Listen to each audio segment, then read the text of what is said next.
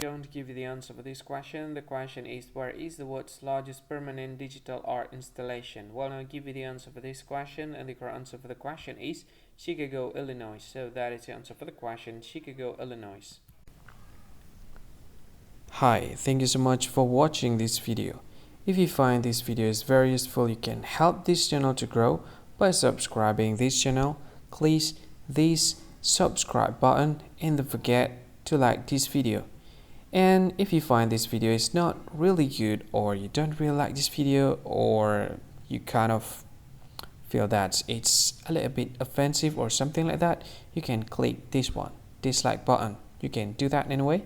And if you want to share this video with your friend, you can share it by clicking this share button, and you can share it to any social media that you wish that is currently available at this time, like Facebook, Twitter, LinkedIn, and many others, right?